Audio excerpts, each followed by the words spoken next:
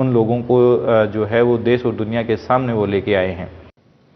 दरम्यान नीट पेपर फुटीनंतर काँग्रेसने आता राज्यामध्ये अभियांत्रिकीच्या प्रवेशासाठी होणाऱ्या MHT CET परीक्षेवर संशय घेतलाय।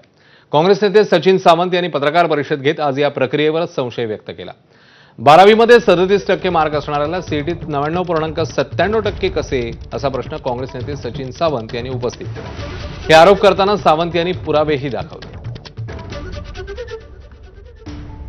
12वीच्या आणि 10वीच्या परीक्षांमध्ये 40% 45% मार्क मिळवणाऱ्यांना 100% पर्सेंटाईल मार्क हे MSCET मध्ये मिळू कसे शकतात? आणि त्याची काही यादी दिली होती आम्ही। मुद्दा हा होता की हा प्रश्न गंभीर आहे की दोन परीक्षा 12वीची परीक्षा HSCची आणि MSCET याचा अभ्यासक्रम समान असतो, काही बदल नसतो। MSCET मध्ये तर 2-2 वर्षाचा अभ्यास करावा लागतो 11वी आणि 12वीचा।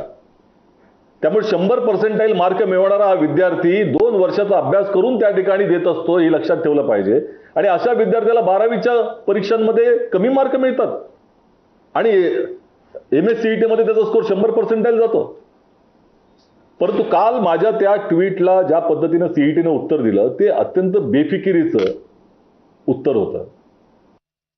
त्यांची काही शंका असेल तर ते निश्चितपणे आम्ही निरसन करू। या परीक्षा अतिशय पारदर्शी पद्धतीने संपन्न झालेल्या आहेत, कुठलाही किंतु परंतु नाही। या परीक्षा अतिशय पारदर्शी पद्धतीने संपन्न झालेल्या आहेत, कुठलाही किंतु परंतु नाही।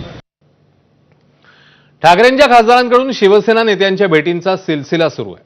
नागेश आष्टीकरांनी एकनाथ शिंदेंची भेट घेतली, तसं राजाभाऊ वाजेंनी नाशिकमध्ये